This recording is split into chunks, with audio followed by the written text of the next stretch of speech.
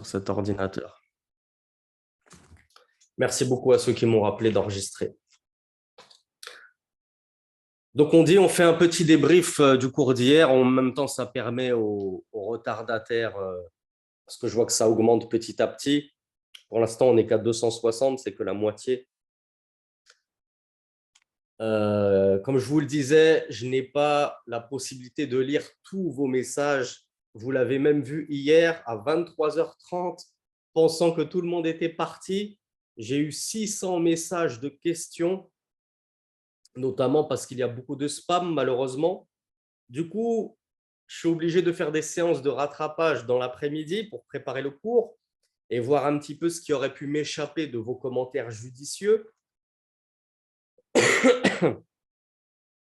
Et on a la sœur Naomi qui nous a apporté son témoignage qui confirme exactement ce qu'on disait dans le cours d'hier. Elle nous disait, j'ai énorme... Alors, ça confirme ce qu'on disait dans le cours d'hier ou d'avant-hier, oui, c'était plutôt avant-hier, lorsqu'on vous a donné le véritable tafsir, selon la véritable compréhension comme il se doit dans la langue arabe du fa, de cette toute petite particule fa, juste une lettre dans la langue arabe, si tu la comprends mal, ça peut te faire perdre toute la quintessence et la beauté du sens du Coran. Et donc, on parlait de ce fameux verset dans Surat Al-Hajj, je crois que c'était le numéro 58, Surat le pèlerinage, où Allah disait, et afin que sachent ceux qui ont reçu la science, alors il y a des mufassiroun, des exégètes, qui ont dit que ça s'adressait aux musulmans, aux compagnons du prophète qui ont reçu la science, etc. Et il y en a d'autres qui ont dit que ça s'adressait aux gens du livre. Et moi, j'ai particulièrement aimé ce deuxième tafsir qui dit et qui stipule que là, Allah s'adresse aux gens du livre. Pourquoi? Parce que ça donne après, par la cause de la science du livre qu'ils ont eu, fayu'minu bihi. Ils ont conséquemment fini par croire en le Coran. Pourquoi? Parce qu'ils ont su dans leur livre, ils avaient la science de leur livre, donc ils ont su qu'il y allait avoir un messager qui allait venir. À tel point que les Juifs étaient allés voir le prophète Mohammed sallallahu alayhi wa sallam pour lui demander de découvrir un peu son pagne, parce qu'ils savaient dans leur livre que le futur messager, le sceau de la prophétie, était désigné et était qualifié dans leur livre comme possédant justement un sceau dans son dos, qu'il possède une excroissance dans son dos. Et cette excroissance qu'il avait dans son dos entre ces deux omoplates, c'était justement le sceau de la prophétie. Un des indices qui montrait aux gens du livre que ce Mohammed, c'est bien le dernier des messagers.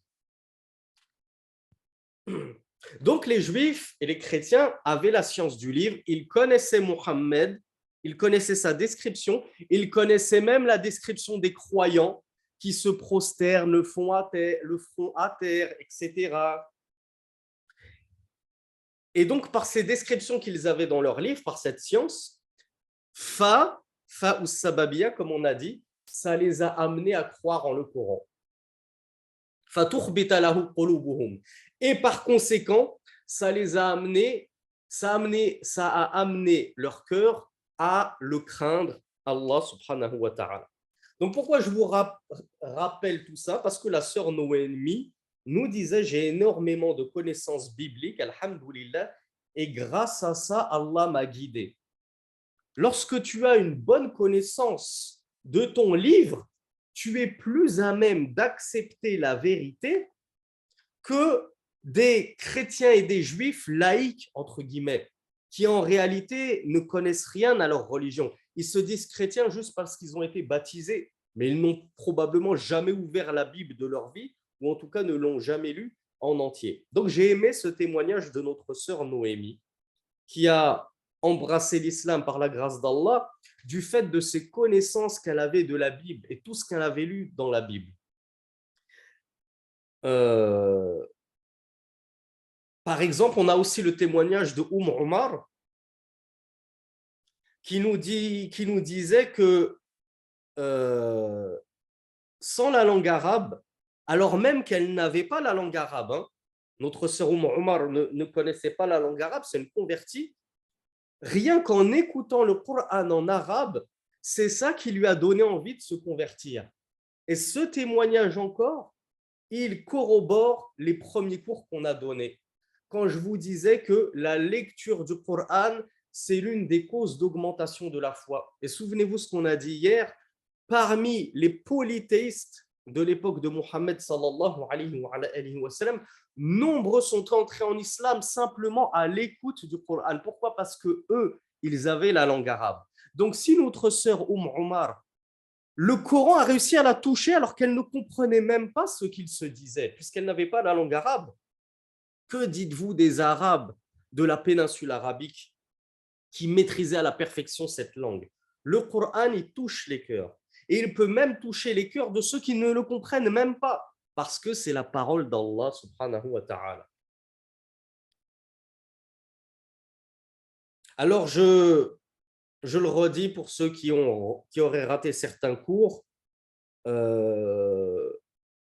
comme me l'ont fait remarquer certains frères, comme le frère Roney, le frère Lissanouddin, et je ne le savais pas, apparemment, le fait d'activer le partage d'écran pour le diapositive, plus enregistrer le cours, plus le fait de me filmer en live avec vidéo et micro, ça visiblement mange énormément la connexion et c'est ce qui peut provoquer des lags et des bugs. Donc voilà pourquoi on ne met plus le diapositive, mais vous êtes le diaporama, mais vous êtes très nombreux à m'avoir expliqué que vous l'avez reçu et le directeur me l'a confirmé, je ne le savais pas.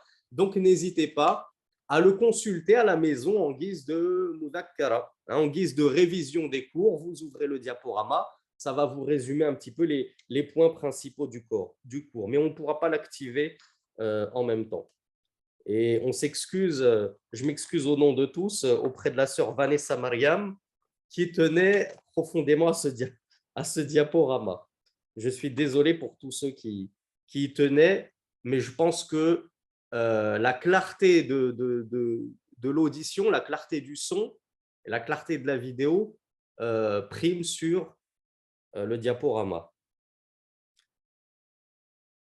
Dernier point de retour, le diaporama il est disponible sur le groupe WhatsApp. Normalement, vous êtes tous inscrits sur un groupe WhatsApp dédié au séminaire. Donc, normalement, le diaporama s'y trouve. Et n'hésitez pas à retourner vers les différents réseaux sociaux de l'Institut Ibn al-Qayyim. Moi, je ne suis chargé que de l'enseignement. Je ne gère pas du tout ce qui est administration, enregistrement. Si vous vous souvenez, hier, je vous avais dit, je ne sais plus si c'est un salaf ou salih qui avait dit « Tant qu'Allah est dans ma vie, ça me suffit ». Je vous avais dit, il me semble que c'est un hadith du prophète, sallallahu alayhi wa sallam, mais comme j'ai un petit doute, je ne préfère ne pas m'avancer dessus. J'ai bien fait de ne pas trop m'avancer dessus. Effectivement, alors pourquoi? Parce qu'effectivement, c'est bien un hadith du messager d'Allah sallallahu alayhi wa sallam. Ce n'est pas la parole d'un compagnon ou d'un pieux prédécesseur, même si Rasulullah, comme on l'a dit, est le premier des pieux prédécesseurs. Cependant, ce hadith, il a été jugé faible par de nombreux muhaddithins. Cependant, c'est une faiblesse qui est faible. Pourquoi? Parce qu'elle est due à un tadlis. Un tadlis, c'est quand l'un des rapporteurs n'a pas nommé la personne de qui il a pris. Il a fait sauter la personne entre lui et le rapporteur du dessus. Donc, on ne sait pas si le rapporteur entre les deux, il est fiable ou non. Donc, ça, c'est une petite faiblesse, surtout lorsqu'il s'agit de sira. Pour ceux qui ont suivi mon dernier cours sur les 3 fondements, on a parlé de ça. On a dit que dans le domaine de la sira, le domaine de la biographie, les savants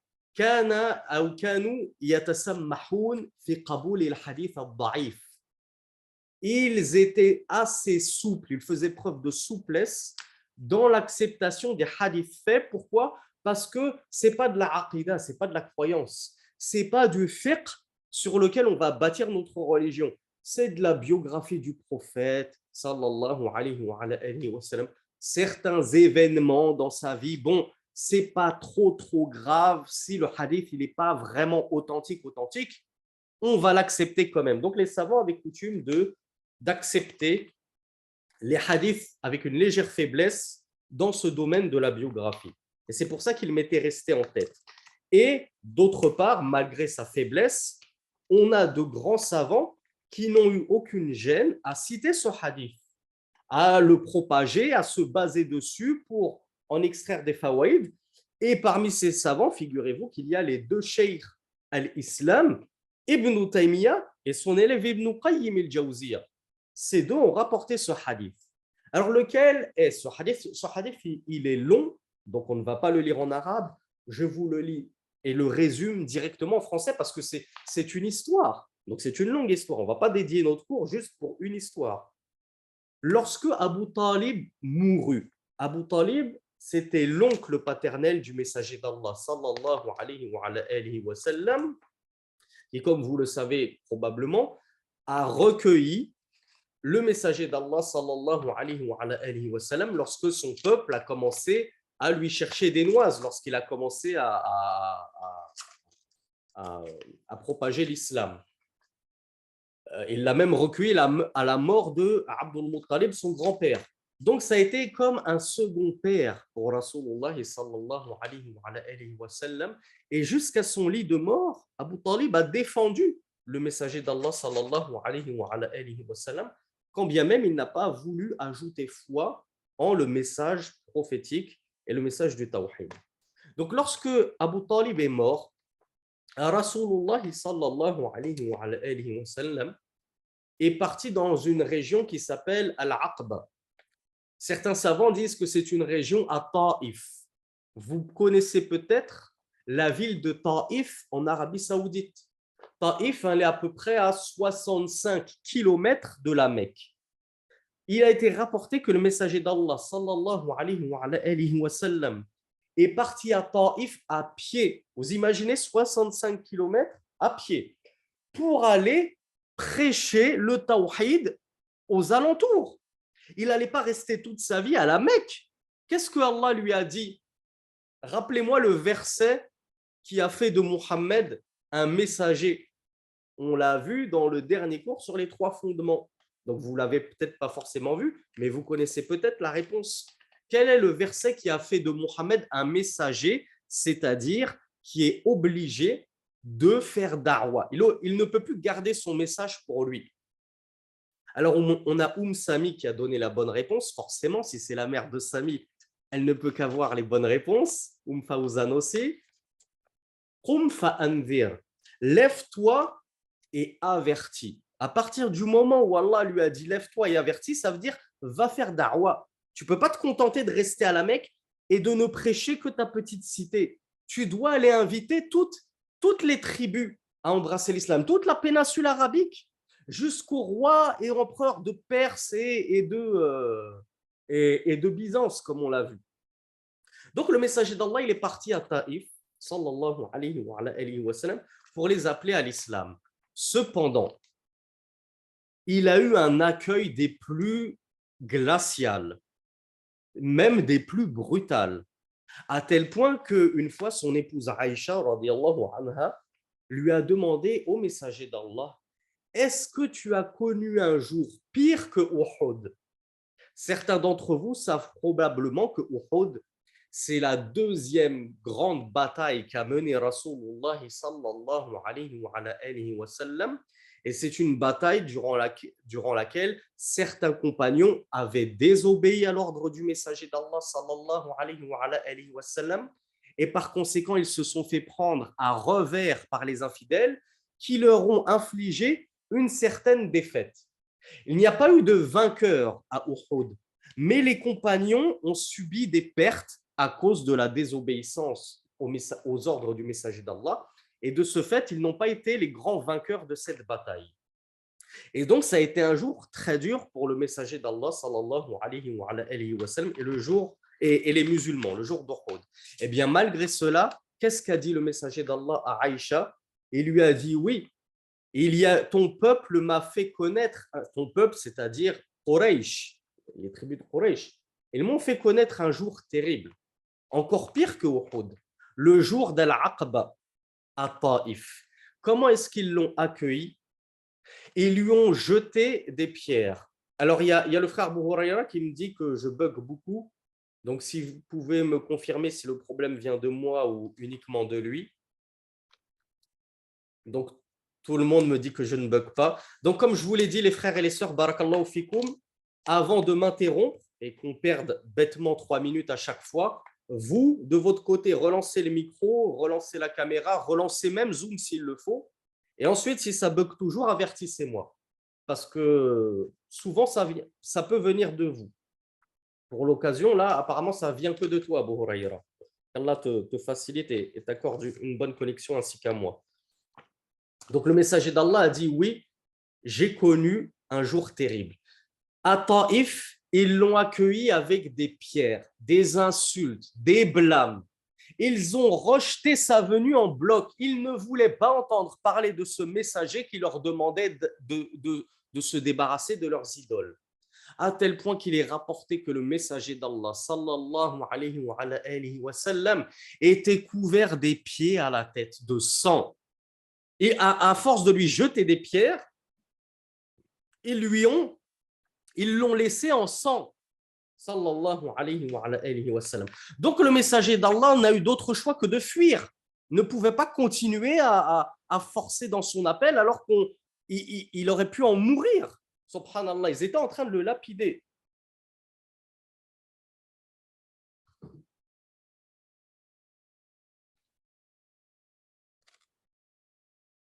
Je m'arrête parce qu'il y a certaines personnes qui me disent que ça bug parfois.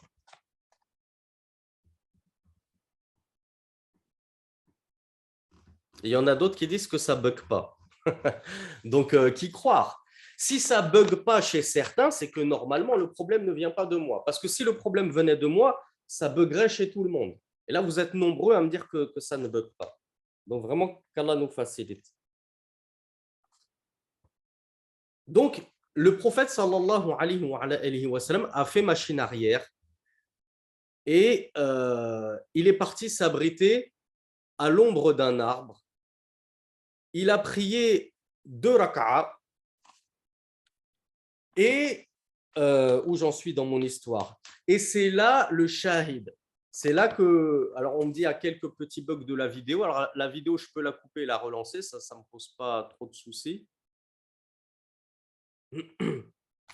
Ce qui nous intéresse, c'est la parole que je cherchais, où le messager d'Allah sallallahu alayhi wa sallam avait dit tant que j'ai toi Allah, tout va bien en fait. Que peu m'importe le reste. Donc je vais vous lire cette fameuse phrase qu'a dit le messager d'Allah sallallahu alayhi wa sallam, bien sûr en français. Il a dit: oh Allah, c'est à toi que je me plains de ma faiblesse.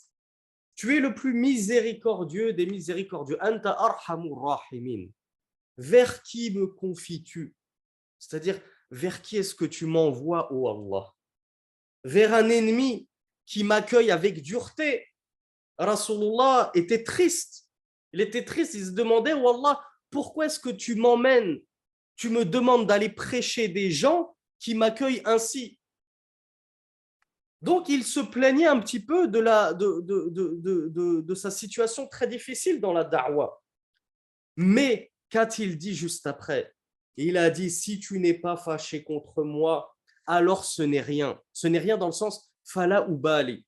In lam takun ghadbana alayya, fala ubali. En arabe, elle est incroyable cette phrase. Et on rappelle que le hadith, il est daif malgré tout.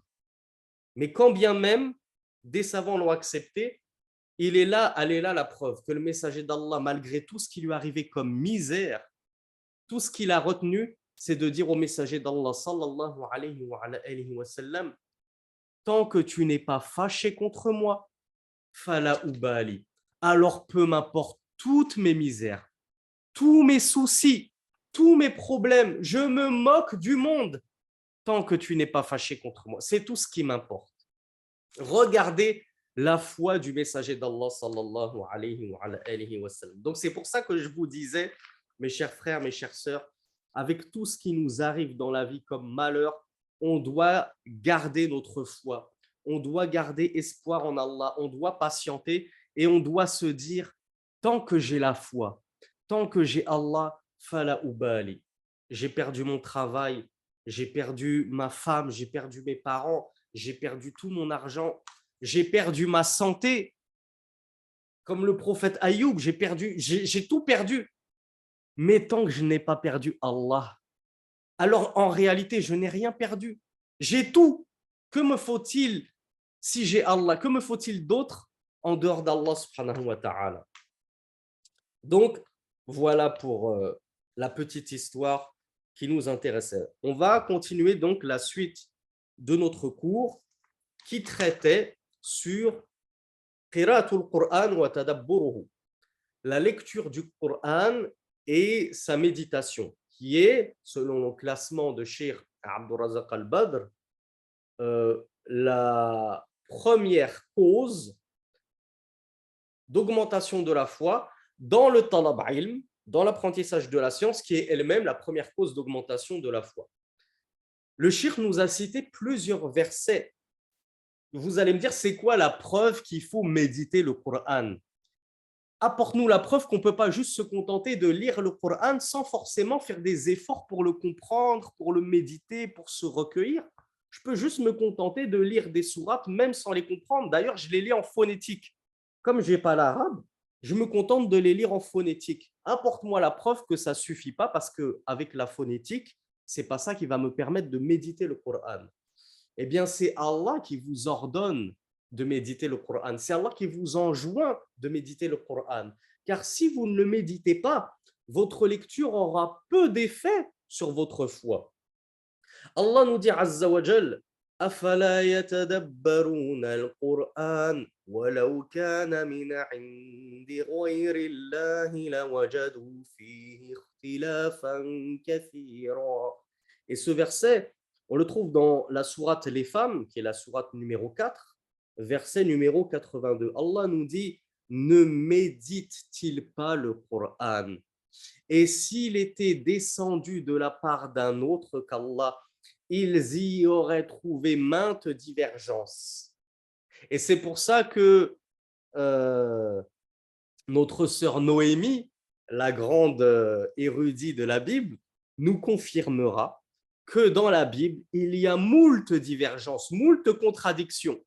Tantôt dans tel, j'allais dire sourate, comment ça s'appelle déjà dans la Bible? Chapitre. Dans tel chapitre, je ne sais plus l'équivalent de sourate pour la Bible, dans tel chapitre, tantôt, il te dit ils étaient 50 000 avec le prophète David à partir en guerre. Dans un autre verset, ils te disent ils étaient 70 000.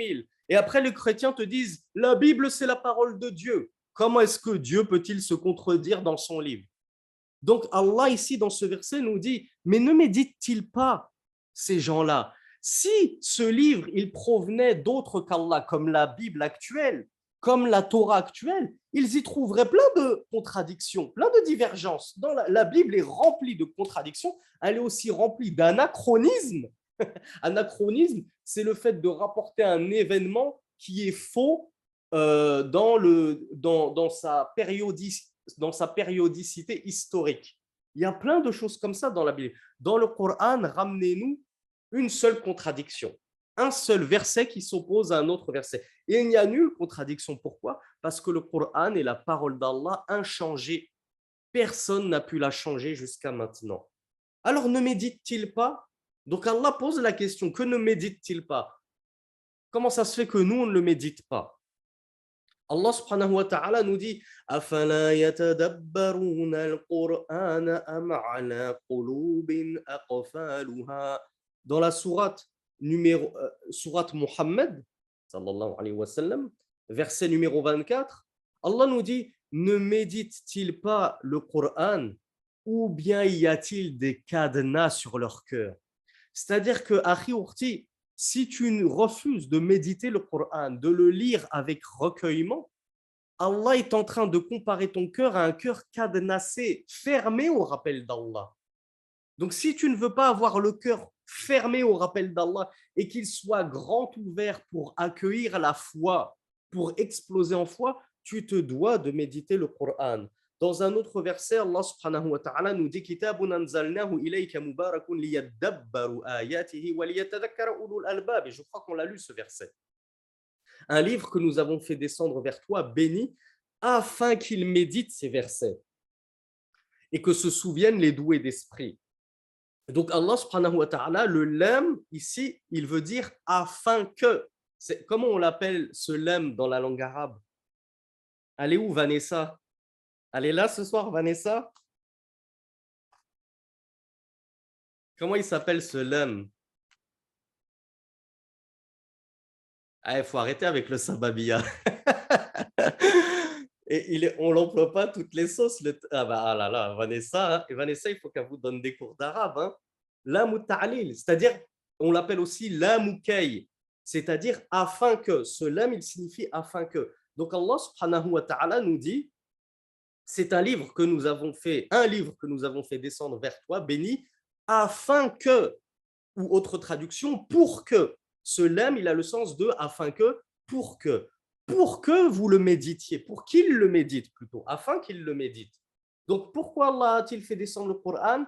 Pour qu'on le lise uniquement, qu'on le lise avec une belle lecture, avec un beau tajwid, pour montrer qu'on a appris le tajwid en Égypte et blablabli, que j'ai une ijaza dans ceci et dans cela. Ou Allah, il a fait descendre le Coran pour qu'on le médite, quand bien même on aurait du mal à le lire.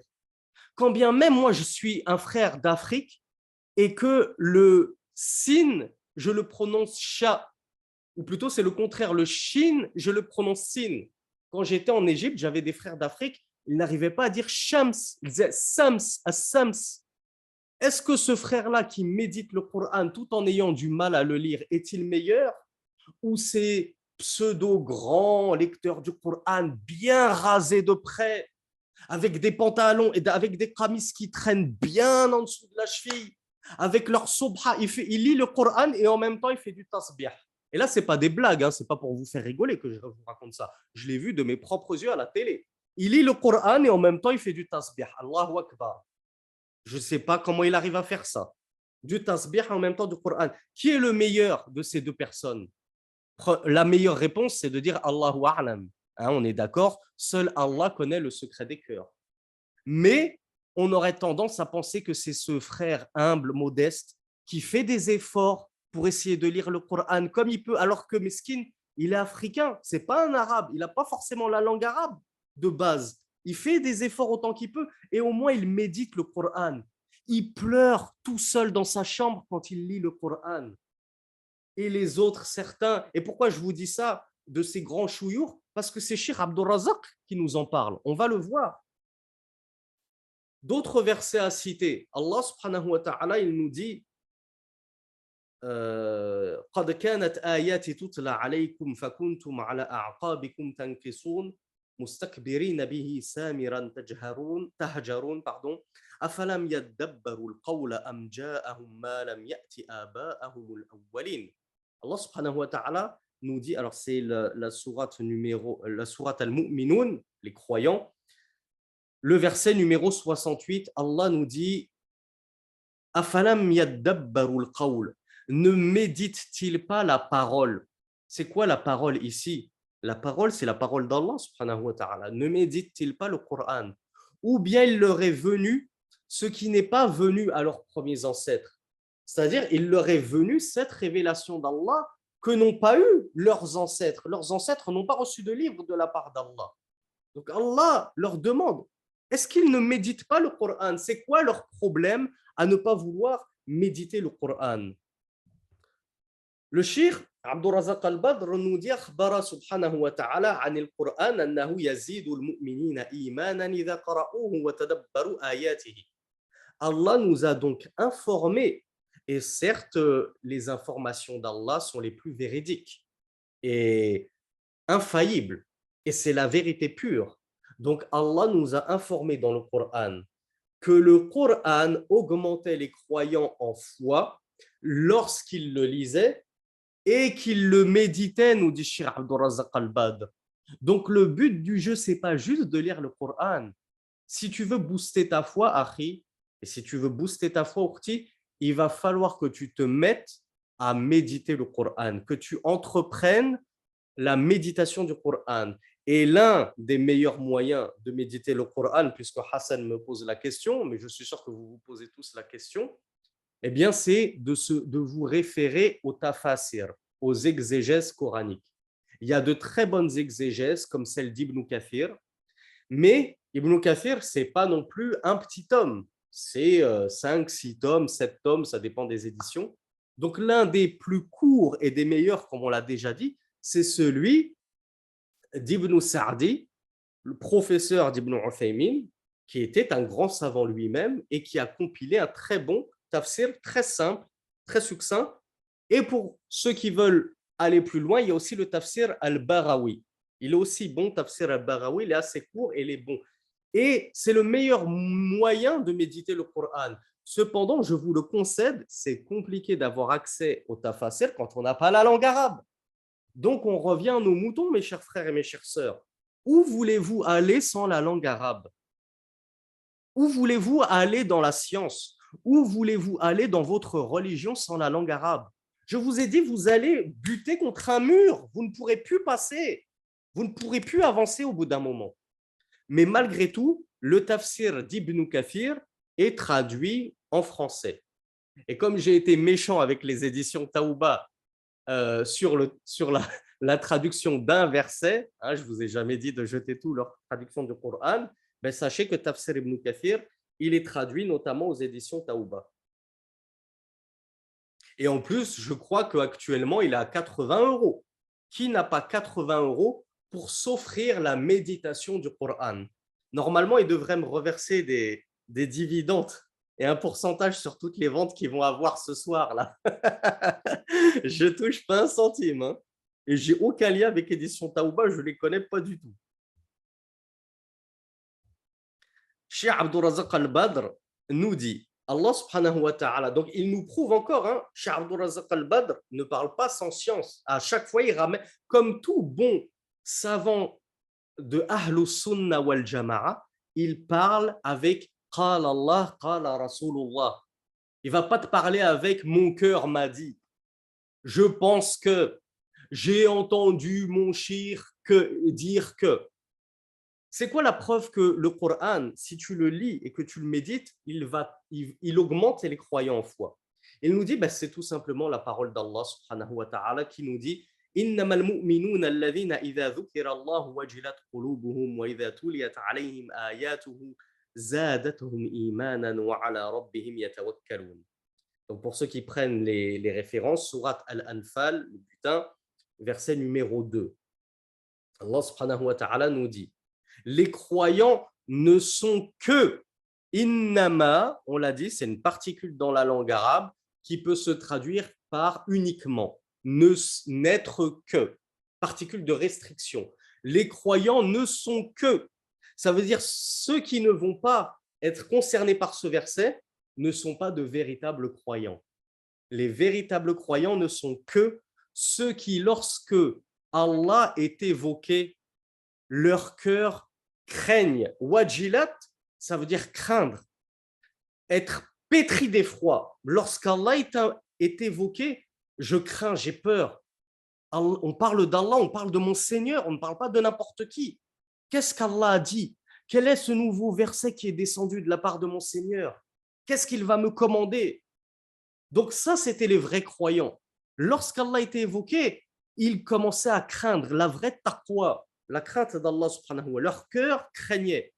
Et lorsque les versets, ces versets, c'est-à-dire les versets d'Allah, leur sont récités, cela les augmentait en foi.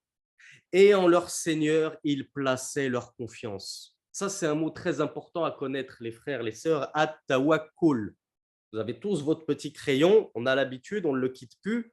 Tawakkul, tawakkala yatawakkalu ala, ça veut dire placer sa confiance en, s'en remettre en. Je m'en remets totalement en Allah. Je place tous mes espoirs et toute ma confiance en Allah. C'est ça le tawakkul. Donc Allah nous dit les véritables croyants, c'est ceux qui, lorsqu'Allah est évoqué, ils craignent, ils ont peur. Lorsque les versets d'Allah sont lus sur eux, ça les booste en foi. Et enfin, ils placent toute leur confiance en Allah subhanahu wa ta'ala. وأخبر عن صالح أهل الكتاب أن القرآن إذا تلي عليهم يخرون للأذقان سجدا ويبكون ويزيدهم خشوعا وإيمانا وتسليما. Subhanallah. Regardez encore une fois notre sœur, je crois que c'était Noémie, c'est la grande star du cours d'aujourd'hui, chacun a le droit à son cours dédié. Cheikh Abdul Razak Al-Badr, il nous dit jusqu'aux gens du livre, il y en a qui, lorsque le Coran leur est récité, ils craignent. Subhanallah, ce ne sont pourtant pas des musulmans, mais lorsque le Coran leur est récité, ça leur donne des frissons, ça leur donne la chair de poule. Comme nous l'avait dit Noémie, c'est parce que j'avais la connaissance du livre que j'ai embrassé l'islam. Elle a su percevoir la vérité dans le Coran. Et quelle est la preuve de tout ça? Est-ce qu'on se contente du témoignage de Noémie avec tout le respect qu'on a pour elle? Non, ce n'est pas ça notre dalil.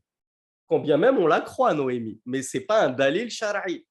Et chez Abdul Razak Al-Badr, il nous le dit, mais on accepte les preuves des gens que lorsqu'elles sont basées sur Qala Allah, Qala Rasulullah. C'est ça notre voie. C'est ça la voie des pieux prédécesseurs. Hatu burhanakum in kuntum sadiqin. Apportez vos preuves si vous êtes véridiques. Cheikh Abdul Razak Al-Badr, il a apporté la preuve. Allah subhanahu wa ta'ala nous dit Qul, dis, aminu bihi, aw la tu'minu. إن الذين أوتوا العلم من قبله إذا يتلى عليهم يخرون للأذقان سجدا ويقولون سبحان ربنا إن كان وعد ربنا لمفعولا ويخرون للأذقان يبكون ويزيدهم خشوعا. الله أكبر. Honte à nous. Honte à nous. Et je dis bien nous, je me place au milieu de vous tous et en tête de liste. Honte à moi en tout premier lieu. Qu'est-ce qu'il nous dit Allah subhanahu wa ta'ala? Donc pour la référence, Surat Al-Isra, le voyage nocturne, versets 107, 108 et 109. Allah parle des gens du livre. Il dit à Mohammed, dis, croyez en lui, c'est-à-dire croyez en ce Coran ou ne croyez pas. Faites ce que vous voulez, ô polythéistes de la Mecque. Vous ne voulez pas croire, ne croyez pas. Certes, ceux qui ont reçu la science, c'est-à-dire quant aux gens du livre, vous les polythéistes, vous ne faites pas partie des gens du livre. Croyez-y ou n'y croyez pas. Sachez que certes, ceux qui ont reçu la science, les juifs et les chrétiens, min qablihi, avant la descente de ce Coran, ils avaient reçu un livre, la Torah, l'évangile. Ces gens-là, idha tutla alayhim, lorsque les versets d'Allah subhanahu wa ta'ala, lorsque ce Coran leur est récité, yakhiruna lil adhqani sujjadan. Qui peut me dire ce qu'ils font? Qu'est-ce que faisaient les véridiques et les sincères parmi les gens du livre lorsque le Coran leur était révélé? Bravo Walimata, bravo Harith, bravo Bilal. Vous avez tous la bonne réponse. Ils se prosternaient sur les mentons, nous dit Allah subhanahu wa ta'ala, face contre terre. Ils tombaient prosternés. Et ils disaient Subhana Rabbina. Donc, pureté de perfection à notre Seigneur. Certes, la promesse de notre Seigneur est vérité. Et ils tombent sur leur menton, Wayabkoun, tout en pleurant. Honte à nous, mes frères. Qui d'entre vous a déjà versé une larme en lisant le Coran? J'espère qu'on a tous versé une larme dans le Coran. Et ce n'est pas la peine de me dire moi par message, ça c'est entre toi et Allah. Le but là, ce n'est pas de faire de l'ostentation, qui d'entre vous pleure, et si tu n'as pas pleuré, gna gna. Le but c'est de se dire, comment ça se fait que nous, on ne pleure pas lorsqu'on lit le Coran, alors que les gens du livre, Allah nous dit qu'ils pleurent. Mais honte à nous. Et en plus, Allah nous dit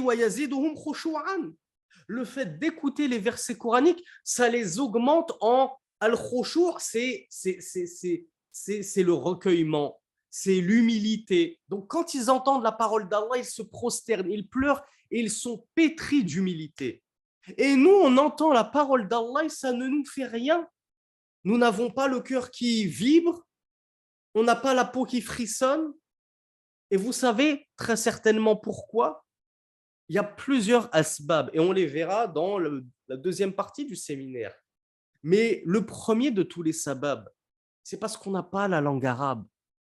Comment voulez-vous comprendre la langue arabe, comme je vous l'ai dit, par le biais de traduction plus ou moins à droite et maladroite, plus ou moins juste et moins juste. Les traductions, ce n'est pas la parole d'Allah, c'est la parole de un tel, monsieur un tel qui a fait son effort de traduction. Ça, c'est l'une des premières causes pour lesquelles on n'arrive pas à pleurer. Deuxième cause pour lesquelles on n'arrive pas à pleurer, c'est justement parce qu'on ne médite pas le Coran. On le lit sans essayer de réfléchir profondément au sens qu'Allah a voulu derrière cette parole. On essaye de prendre un tafsir pour savoir qu'est-ce qu'Allah il a voulu dire. Non, moi je l'ai inversé, je ne l'ai pas compris, c'est pas grave, je passe à la page suivante. Tant que je finis rapidement le Mus'haf, mon Coran, pendant le mois de Ramadan, c'est ça le but. Comme ça, je vais dire à tout le monde sur Twitter, moi j'ai fini 3 fois le Ramadan, j'ai fini 3 fois le Coran ce mois de Ramadan, qui c'est qui a fait plus que moi? Mais au final, tu n'as rien retenu du Coran. Alors qu'il y a peut-être une sœur, elle a lu juste 10 pages du Coran, mais elle les a méditées, elle les a même apprises par cœur, ces 10 pages, elle les a méditées. Qui est le meilleur?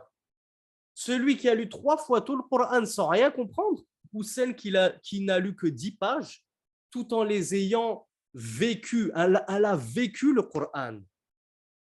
Et il y a des compagnons qui mettaient des mois, voire des années à apprendre le Coran, parce qu'ils ne passaient pas un verset, ils ne passaient pas à la mémorisation d'un verset avant d'avoir compris toutes les fawaïd, tous les sens, tous les secrets du verset précédent.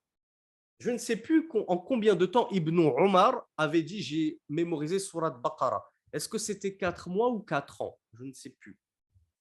Mais c'est pour vous montrer à quel point le but du jeu, c'est pas de s'empresser de finir Hifdhul Qur'an. Ah, moi j'ai fini Hifdhul Qur'an, je suis Hafidhul Qur'an, je suis mémorisateur du Qur'an, j'ai même une ijaza dans le Qur'an. Qu'est-ce qui se passe? Qu'est-ce que vous allez faire contre moi? On te demande juste, il veut dire quoi ce verset? Tu bugs. À quoi te sert ton ijaza au final? Est-ce que c'est ça le but du Qur'an? On va le voir. On va le voir. C'est quoi le but du Qur'an? Est-ce que c'est vraiment uniquement de gratter des ijazas comme ça et de le mémoriser par cœur sans rien comprendre, sans méditer? Au final, tu es quelqu'un qui fait plein de péchés. Tu les affiches. Tu affiches tes péchés devant tout le monde. Sœurs comme frères. On a des sœurs comme frères qui sont huffaz al-Qur'an, qui ont des ijazat, et en public, ils pêchent. En public, ils pêchent. Preuve que le Qur'an ne leur a pas augmenté en foi. Et je reviens sur ce que je disais, honte à nous. Parce que même les gens du livre, Allah Azza wa Jal nous dit que c'est-à-dire les plus sincères d'entre eux, les plus véridiques, les pieux d'entre eux, lorsqu'ils entendaient la parole d'Allah, ils tombaient prosternés, ils pleuraient, ça les augmentait en foi. Donc comment ça se fait que nous, on n'arrive pas à faire autant que des gens du livre qui ont fini par embrasser la foi? Shir Abdul Razak Al-Ban nous dit وأخبر سبحانه وتعالى أنه لو أنزل القرآن الكريم على جبل لخشع وتصدع من خشية الله سبحانه وتعالى وجعل هذا مثلا للناس يبين لهم عظمة القرآن فقال لو أنزلنا هذا القرآن على جبل لرأيته خاشعا متصدعا من خشية الله وتلك الأمثال نضربها للناس لعلهم يتفكرون. Donc dans la sourate Al-Hashr, l'Exode, verset numéro 21, Allah subhanahu wa ta'ala nous dit, si nous faisions descendre ou si nous avions fait descendre ce Coran sur une montagne, tu l'aurais vu pétrifié de crainte d'Allah. Et telles sont les paraboles que nous dispensons aux hommes, peut-être réfléchiront-ils. Une simple montagne qu'on pense être un être inanimé.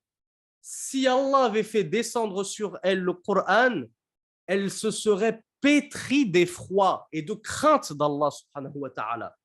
Nous, le Coran descend sur nous et ça ne nous fait rien. On le lit sans émotion. On ne le ressent pas, on ne le vit pas, le Coran. Et ça, c'est très problématique. Et notre foi ne pourra pas exploser tant qu'on ne fera pas, tant qu'on ne savourera pas le Coran à sa juste valeur. Le shirk nous dit aussi que Allah Azza wa Jalla a dit Allahu nazzala ahsana al-hadith kitaban mutashabihan mathani taqsha'irru minhu juludu alladhina yakhshawna rabbahum pardonnez-moi thumma talinu juluduhum wa qulubuhum ila dhikrillah dhalika huda Allah yahdi bihi man yasha wa man yudlil Allah fama lahu min had.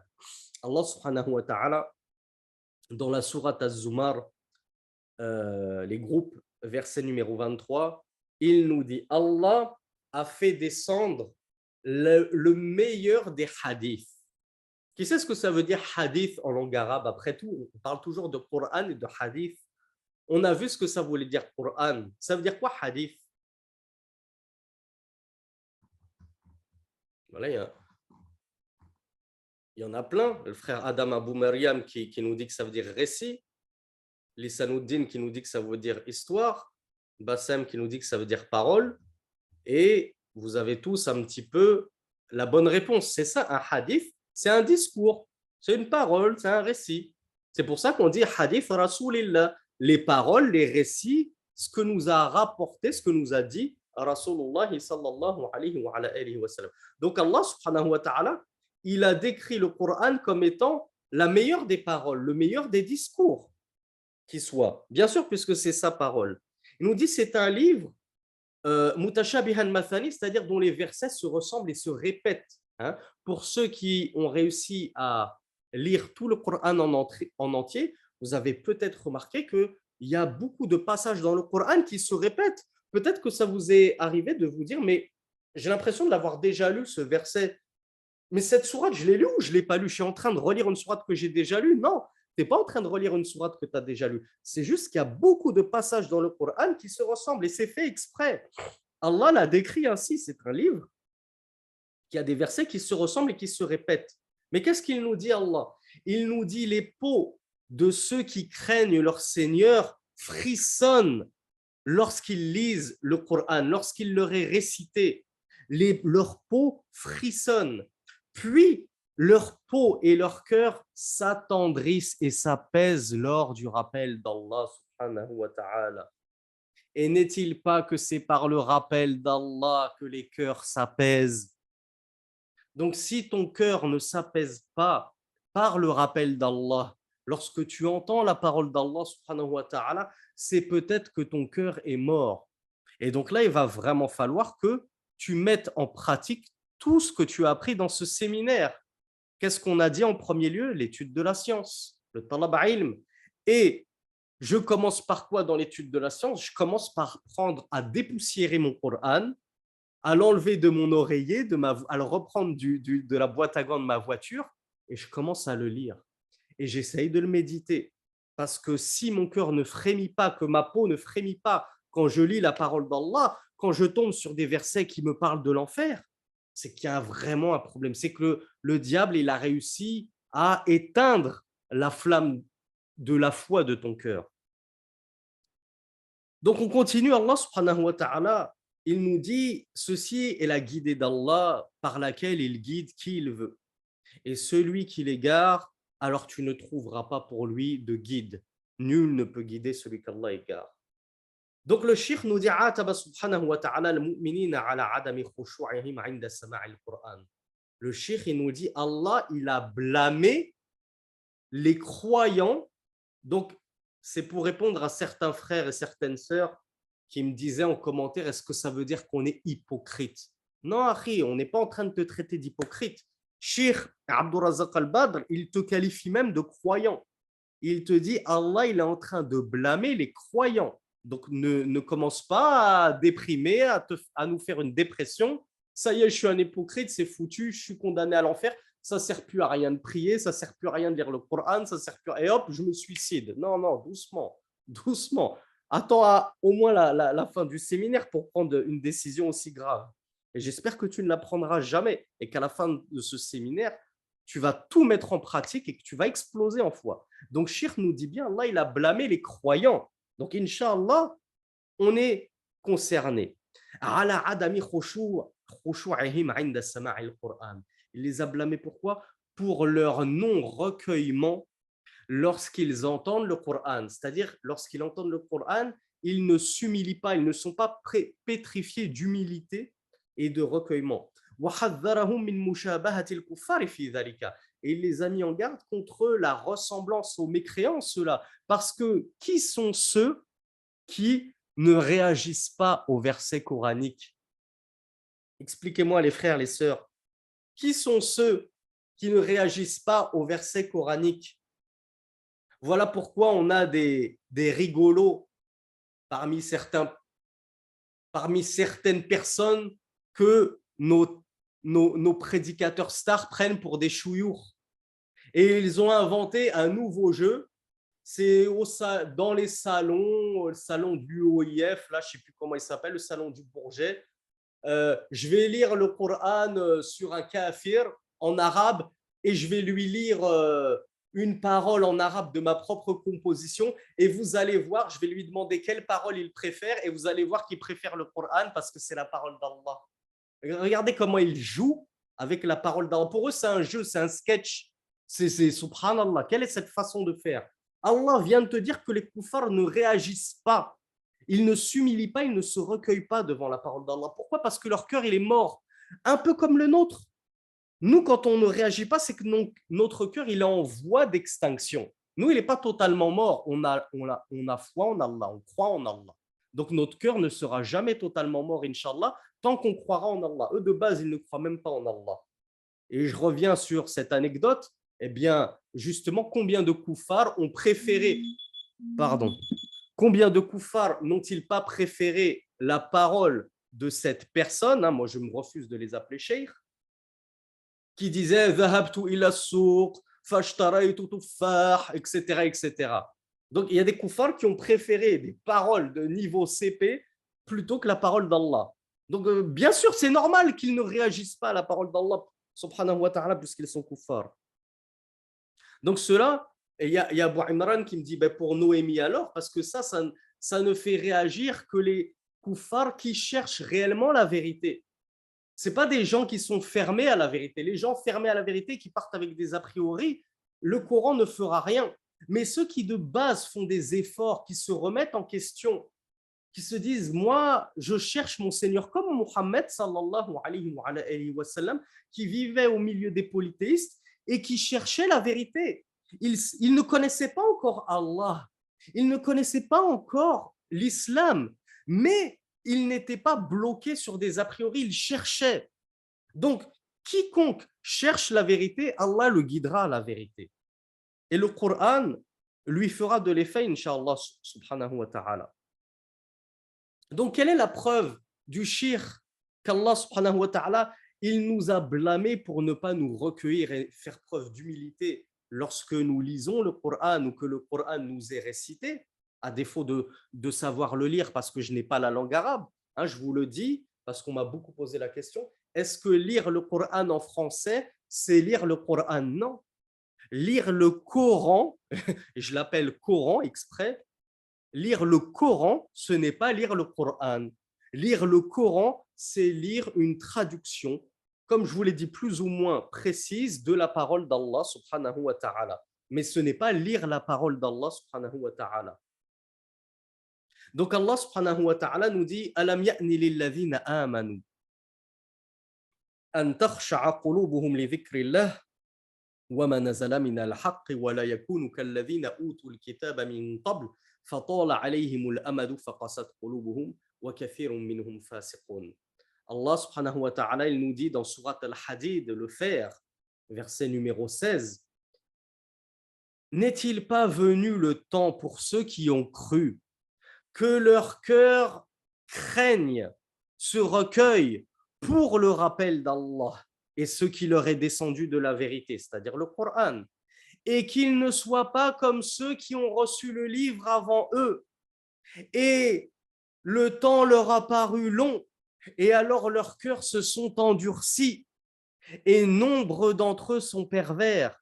Ainsi décrit Allah subhanahu wa ta'ala, ainsi décrit-il les gens du livre. Le temps leur est paru long, avant qu'Allah ne leur envoie un nouvel envoyé, un nouveau prophète. Et alors, entre-temps, leur cœur s'est durci.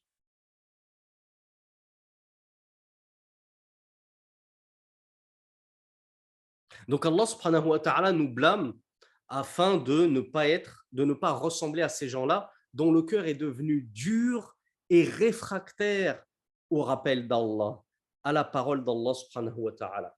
Donc, pour récapituler, le cheikh nous dit que qira'atul Qur'an wa tadabburuhu a'zamu shay'in pardon يزيد الإيمان سيما إذا كانت القراءة بتدبر وتأمل ومحاولة لفهم معانيه. La lecture du Coran et sa méditation, c'est la plus immense cause qui fait augmenter la foi, nous dit Cheikh, et qui plus est donc lorsque cette lecture s'accompagne de méditation, de recueillement et d'efforts, de recherche, de compréhension des sens du Coran. Donc, barakallahu fikum mes frères, à partir d'aujourd'hui, je ne tourne plus une page du Coran avant de l'avoir comprise, comme le faisaient les Sahaba. Ce n'est pas une course. On ne fait pas la course, ikhwati fillah. Qu'est-ce que tu as à gagner à finir le Coran en un mois? C'est quoi le but? Comprends-le, médite-le. Sinon, il n'y aura pas d'impact dans ta vie si tu ne médites pas le Coran. Ibn Qayyim al-Jawziyya, le grand élève d'Ibn Taymiyyah, nous disait que la shay'a anfa'u lil qalbi min qira'ati al-Qur'an bit-tadabbur wa at-tafakkur. Il n'y a rien de plus bénéfique et profitable au cœur que la lecture du Coran avec méditation et réflexion. الذي يورث المحبة والشوق والخوف والرجاء والإنابة والتوكل والرضا والتفويض والشكر والصبر وسائر الأحوال التي بها حياة القلب وكماله وكذلك on s'arrête là. L'imam Ibn al-Qayyim, il nous dit que par la lecture du Coran et sa méditation, pas juste la lecture, cela va développer dans ton cœur al-mahabba. La mahabba, c'est quoi? C'est l'amour. Plus tu vas lire le Coran et le méditer, comme on l'a vu dans le cours précédent, et plus tu vas aimer ce Seigneur. Qui peut me rappeler pourquoi je vais aimer Allah subhanahu wa ta'ala très brièvement? Pourquoi le fait de lire et méditer le Coran, ça va m'amener à aimer Allah? Bravo Nouria. C'est parce que je vais connaître Allah. Plus je vais lire le Coran, plus je vais connaître Allah. Donc, plus je vais savoir que mon Seigneur, lui, il est parfait. Il n'est pas imparfait comme le Dieu des chrétiens, qui est un vieux barbu assis sur une chaise avec une canne, qui a un fils, qui a même une mère pour certains chrétiens. Ils disent Mariam, c'est la mère de Dieu. Il y a une branche du christianisme qui disent Mariam, Marie, c'est la mère de Dieu. C'est quoi ce Dieu qui a une mère, qui a un fils? Il l'imagine comme un vieillard avec une barbe et une canne assis sur un trône. Ça, c'est un Dieu imparfait. Un Dieu qui descend sur terre, qui se fait fouetter par ses serviteurs, qui se fait crucifier par ses serviteurs. On nage en plein délire. Mais moi, quand je lis le Coran, je me rends compte que mon Dieu, il est parfait, il est intouchable, il a zéro défaut. Je me rends compte que mon Dieu sait tout, il entend tout, il voit tout, qu'il connaît tout à l'avance, il connaît le passé, le futur, le présent. Et ça, forcément, ça me fait aimer mon Seigneur. J'ai envie de me rapprocher de lui, surtout quand je lis, comme on l'a dit hier, les versets qui parlent du paradis. Alors là, je l'aime trop, je me dis, Ya Rab, tout ce que tu me réserves au paradis, pour le prix de quoi? C'est quoi le prix du paradis, mes frères? Il coûte combien déjà le paradis? En euros ou en dirhams? Répondez-moi comme vous voulez. Bravo les frères. J'ai cru que j'allais vous piéger, que quelqu'un allait me donner un prix. Le paradis, son prix, c'est le tawhid. C'est l'unicité d'Allah. Il s'achète avec l'unicité d'Allah, le prix. Tu ne l'achètes pas avec ta Gold Mastercard, quand bien même tu aurais des milliards et des milliards de dollars dessus.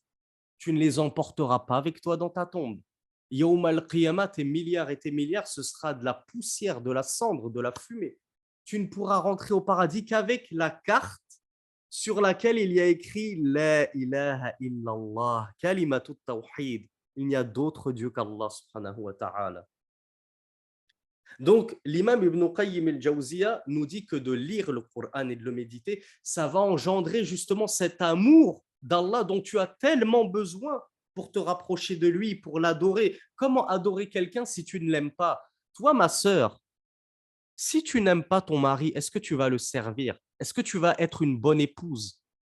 Est-ce que déjà tu arriveras à t'offrir à lui alors que tu ne l'aimes pas? Déjà, ton mari, il t'a dit une parole de travers à table, ta tarte aux pommes, elle est trop sucrée, tu lui dis cette nuit-là, je dors pas avec toi, tu dors sur le divan. Ah, elle est trop sucrée, ma tarte aux pommes. Tu vas goûter l'amertume d'une nuit tout seul.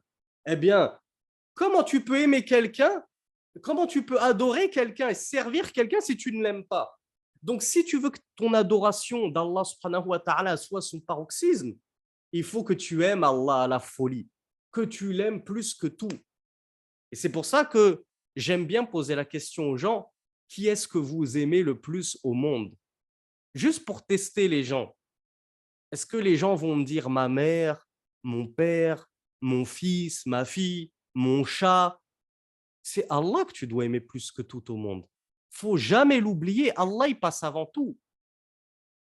Je me permets de vous le dire parce que, petite anecdote personnelle, ma mère, par exemple, puisqu'elle a encore des vestiges du christianisme qui ont du mal à partir en elle, ça lui fait de la peine quand je lui dis que je préfère, quand elle me demande est-ce que je l'aime plus que Allah et son prophète. Elle ne comprend pas que j'aime Rasulullah plus qu'elle. Et pourtant, tout croyant est censé aimer Rasulullah plus que ses propres parents. Qu'est-ce que le messager d'Allah avait dit à Omar? Et qu'est-ce que Omar avait dit au messager d'Allah par rapport à ça? Qui connaît cette histoire? Qui connaît ce magnifique hadith?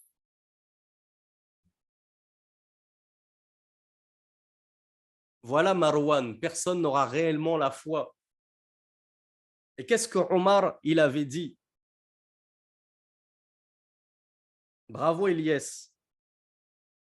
Omar il lui avait dit, oh Rasulallah, je t'aime plus que tout au monde en dehors de moi. C'est-à-dire, après ma propre personne, oui, c'est toi que j'aime le plus. Rasulallah, il lui a dit non, tu n'as pas réellement cru. Tu n'as toujours pas concrétisé la pleine foi. Donc, Omar, il s'est très vite ressaisi. Parce qu'en fait, vraisemblablement que Omar ne se rendait pas compte de ce qu'il disait.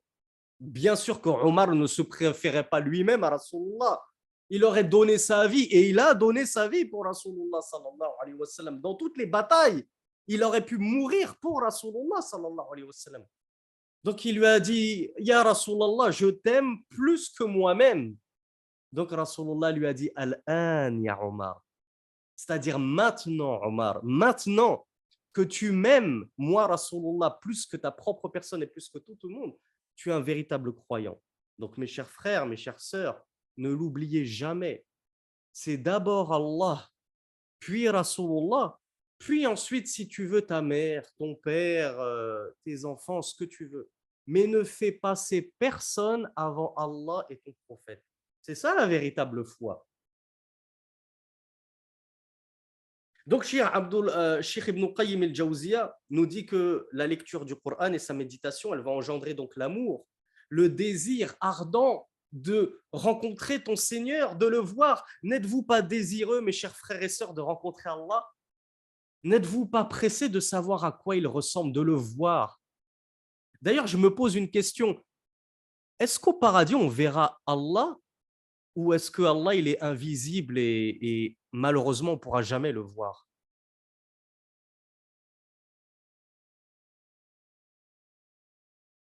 Bon, alhamdoulilah. Ah, j'ai eu un nom, on ne pourra pas le voir d'Oum Salih. Là, je ne suis pas content, Oum Salih. On aurait tout perdu si on ne pouvait pas voir Allah. C'est ça la ziyada dont nous parle Allah dans le Coran. C'est ça la husna, la plus belle des récompenses, comme l'ont expliqué les exégètes. C'est qu'au paradis, pardon, c'est-à-dire on aura pour récompense de notre tawhid le paradis. C'est ça notre récompense. Et on aura une ziyada. Qu'est-ce qui peut être mieux que le paradis après tout? On peut se poser la question. C'est quoi cette husna, la plus belle des récompenses? C'est déjà le paradis, non? La plus belle des récompenses. Si vous saviez, mes frères et sœurs, si seulement vous saviez, vous ne jouirez, dans le bon sens du terme, jouir dans le sens de prendre un plaisir, mais incroyable, exquis, vous ne jouirez jamais autant que lorsqu'Allah se montrera à vous, insha'Allah ta'ala. J'espère qu'on fera tous partie de ces gens-là. Et oui, vous verrez Allah, insha'Allah. Les croyants verront Allah. Ce seront les infidèles qui seront masqués d'Allah, occultés d'Allah, et ils ne le verront pas. Mais vous, vous aurez ce prestige immense qui vaut plus que le paradis. C'est encore plus agréable que toutes les merveilles du paradis que de contempler la face d'Allah subhanahu wa ta'ala. Et c'est la promesse de ton Seigneur, Akhi. Tu le verras. Et sois-en sûr maintenant, Salih. Tu verras, insha'Allah, ton Seigneur si tu meurs sur le tawhid. Et je demande à Allah qu'il nous fasse tous mourir sur le tawhid et qu'il ne nous en fasse jamais dévier jusqu'à la mort. Et attention à fitnatul maut. Attention aux tentations de la mort et à ce qu'il peut arriver au moment de l'agonie comme épreuve pour nous faire dévier du droit chemin. Le shir, Abdurrazzaq, alors on poursuit les propos de l'imam Ibn Qayyim al-Jawziyya. Il nous dit, alors ceux qui me demandent les preuves, barakallahu fikoum, les frères, on ne va pas à chaque fois qu'on parle d'un micro-sujet en faire un cours à part de 10 minutes. Je vous ai dit, il y a tout sur ma modeste chaîne YouTube. Si vous voulez approfondir vos connaissances dans la Aqidah, vous avez des playlists. Il y a la playlist Les Trois Fondements. Il y a la playlist Minhaj al-Muslim, La Voix du musulman. Il y a même la playlist Al-Aqidah Tahawi, à la croyance de Tahawi. J'ai essayé de faire tout ce que je pouvais pour vous enseigner gratuitement et à ma modeste échelle les bases de votre religion. Maintenant, vous vous doutez que dans un séminaire de 10 cours, on ne peut pas à chaque fois entrer en profondeur dans tous les sujets à chaque fois que je vous donne une anecdote. Jazakumullahu khayran, je vous remercie pour votre compréhension. Donc, l'imam Ibn Qayyim al-Jawziyya, rahmatullahi alayhi, nous dit que la lecture du Coran et sa méditation, donc, elle engendre l'amour d'Allah, elle engendre le désir de le rencontrer, elle engendre aussi la peur. C'est en lisant le Coran qu'on finit par avoir peur d'Allah et qu'on ne finit pas comme les mourgistes et qu'on ne finit pas comme les chrétiens qui n'ont pas peur de leur Seigneur, ils ne le craignent pas. Eux, ils ont peur de qui, les chrétiens? Du diable. Ils n'ont pas peur d'Allah. Donc, ça va engendrer la crainte d'Allah, bien sûr, mais aussi l'espoir d'Allah. On l'a dit, ce sont nos deux ailes, l'espoir en Allah et la crainte d'Allah subhanahu wa ta'ala. Ça va engendrer un repentir sincère, jusqu'à ce que tu en pleures. Lorsque tu vas lire le Coran, Inch'Allah, avec recueillement et méditation, tu vas pleurer pour tes péchés. Tu vas te dire, comme j'ai été ingrat envers ce Seigneur qui, dans le Coran, me dit qu'il m'a préparé ce que nul œil n'a jamais vu, ce que nulle oreille n'a jamais entendu, les délices, les jardins des délices. C'est ce Seigneur qui me nourrit, c'est ce Seigneur qui m'a créé, c'est ce Seigneur qui me préserve du mal. Comment est-ce que je peux me montrer aussi ingrat envers lui en lui désobéissant? Ça va engendrer en toi le tawakkul. Tu vas comprendre que tout est entre les mains d'Allah, que tout est la décision d'Allah. Et alors tu vas t'apaiser. Et dans la vie de tous les jours, tu vas t'en remettre pleinement à ton Seigneur. Ça va engendrer l'agrément, ça va engendrer la reconnaissance, la gratitude dont on a tant parlé hier. Ça va engendrer la patience et l'endurance dans les épreuves, dans les moments difficiles, parce que tu sais que tout est la décision d'Allah, tout est la volonté d'Allah, et que nul ne peut s'opposer à la volonté d'Allah subhanahu wa ta'ala. Donc, Cheikh Ibn Qayyim al-Jawziyya nous dit, cela va engendrer dans le cœur tout ce dont ton cœur a besoin pour être vivant. On parlait il y a quelques minutes de la mort des cœurs. Eh bien, par la lecture du Coran, tu vas revivifier ton cœur. Mais encore faut-il le méditer, Akhi Urti. C'est pas juste le lire bêtement en phonétique sans rien comprendre. Fais l'effort de méditer le Coran. Et l'imam Ibn Qayyim nous dit فَلَوْ عَلِمَ النَّاسُ مَا فِي قِرَاءَةِ الْقُرْآنِ بِالتَّدَبُّرِ لَاشْتَغَلُوا بِهَا عَنْ كُلِّ مَا سِوَاهَا. Honte à nous bis. Deuxième honte à nous de la soirée. L'imam Ibn Qayyim al-Jawziyya nous dit, si les gens savaient ce qu'il y a dans la lecture du Coran avec méditation, il se serait préoccupé par cela aux dépens de tout autre que lui. Et qui peut me dire combien d'heures il passe sur le Coran par jour et combien d'heures il passe sur son smartphone par jour? Qui peut me dire, c'est une question oratoire, je ne vous demande pas de me révéler vos péchés, gardez-les pour vous et pleurez sur vos péchés, barakallahu fikum.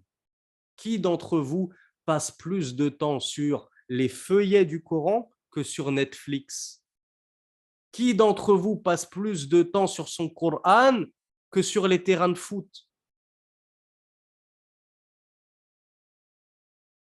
Je crois que la question, elle est vite répondue, sans essayer de faire de traits d'humour. On est là pour pleurer, pour avoir honte de nous. Donc, comme il nous remet en place l'imam Ibn Qayyim al-Jawziyya, et vraiment, je parle de moi-même en premier, comme j'ai honte. J'ai honte de vous dispenser un séminaire alors que je suis le premier concerné. Comment ça se fait que je passe plus de temps sur autre que le Coran, au détriment du Coran? Ça prouve qu'on n'a pas compris la réelle valeur du Coran. On ne l'a toujours pas assimilé. On n'a pas compris ce que le Coran pouvait engendrer en nous, à quel point il pouvait nous booster notre foi, nous donner tout le bonheur dans ce monde. Mais non, moi, mon bonheur, c'est de scroller mon téléphone sur TikTok pendant des heures et des heures et des heures. Mais tourner les pages du Coran, c'est comme si la page pesait 1 tonne. J'ai un mal fou à essayer de lire une seconde page. Qui aujourd'hui a lu Surat Al-Kahf vendredi? Pourtant, ce n'est que 12 pages. Donc l'imam Ibn al-Qayyim nous dit, et c'est là où qu'on a esquissé tout à l'heure ce point, il nous dit la qira'atu ayatin bitafakkurin wa tafahhumin khayrun min qira'ati khatmatin bighayri tadabburin wa tafahhumin. L'imam Ibn Qayyim al-Jawziyya rahmatullahi alayhi nous dit la lecture d'un seul verset. Moi, j'ai été gentil. Je ne sais plus ce que je vous avais dit. La lecture de tout un hizb avec méditation, c'est mieux que de lire tout le Coran sans méditation. Ibn Qayyim al-Jawziyya, il est allé encore plus loin.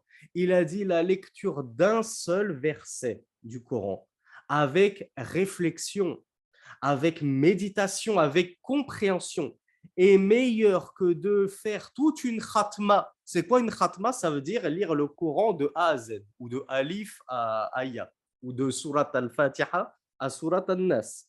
C'est meilleur que de lire le Coran tout entier sans recueillement, sans méditation, sans compréhension. Donc vous voyez l'importance de la compréhension, de la méditation du Coran.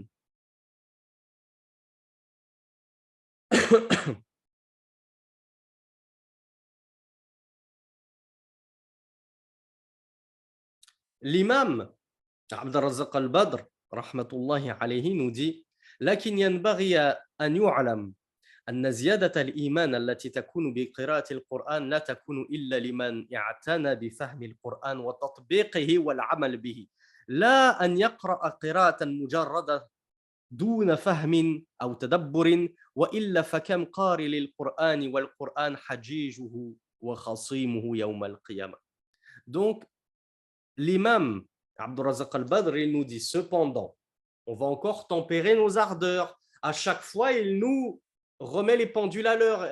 Il a une façon, shir, de susciter notre intérêt, notre engouement, pour booster notre foi, puis après de nous redescendre comme ça, de nous tirer vers le bas, de nous dire calmez-vous, parce qu'il y a aussi ça. Il faut qu'on parle de ça. On ne peut pas cacher cette vérité. Il nous dit cependant, il faut savoir que l'augmentation de la foi lors de la lecture du Coran, elle ne se fait que lorsque j'accompagne cette lecture de 2 choses. Qui peut me dire c'est quoi ces 2 choses? À partir de ce moment du séminaire, on devrait le savoir. On a vu là dans les cours précédents, alors il y a Abu Huraira qui nous dit l'application. Il y a Bassem qui nous dit mémorisation et méditation. C'est pas ça. C'est pas la mémorisation. Il y a Emna bint Malik qui nous dit réflexion et méditation. C'est la même chose, réflexion et méditation. Mais il y a Nueve Cuatro, j'espère que j'ai l'accent espagnol suffisamment correct, qui nous dit méditation et application. C'est ça les deux choses dont nous parle Cheikh Abdul Razak al-Badr. On lit le Coran, mais cette lecture ne fera augmenter notre foi que si on l'accompagne de méditation, comme on vient juste de le voir, mais qu'on l'accompagne également d'application, la mise en pratique du Coran, comme on l'a esquissé dans les cours passés, et comme on va le voir, Inch'Allah, dans un sous-chapitre dédié aux bonnes œuvres. Parce que qu'est-ce que pratiquer les bonnes œuvres si ce n'est pratiquer les préceptes du Coran? Donc voilà pourquoi il nous dit la foi n'augmentera que si tu médites le Coran et que tu le mets en pratique. Il nous dit donc ne pensez pas que la simple lecture du Coran fait augmenter la foi sans le mettre en pratique, sans le méditer. Il nous dit car combien de qari? C'est quoi les frères un qari? Dans la langue arabe, ça veut dire quoi qari? Je vous ai posé la question dans le cours précédent. Iqra, ça veut dire quoi? Iqra, lis, récite. Donc je reconnais une racine commune entre Iqra et Qari.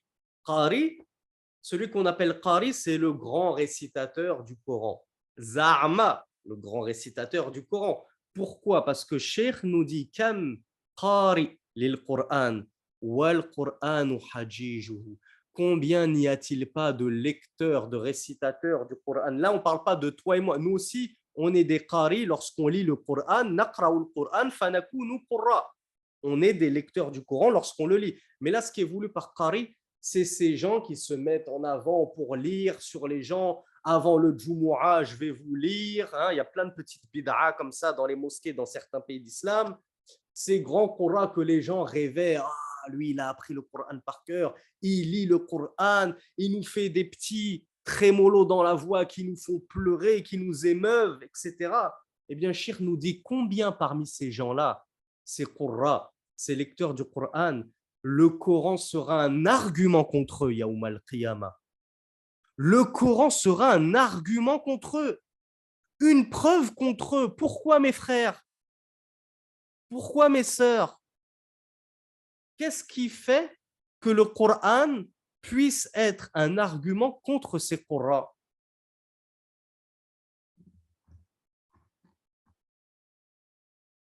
Alors, il y a Samia, par exemple, qui nous dit par ostentation.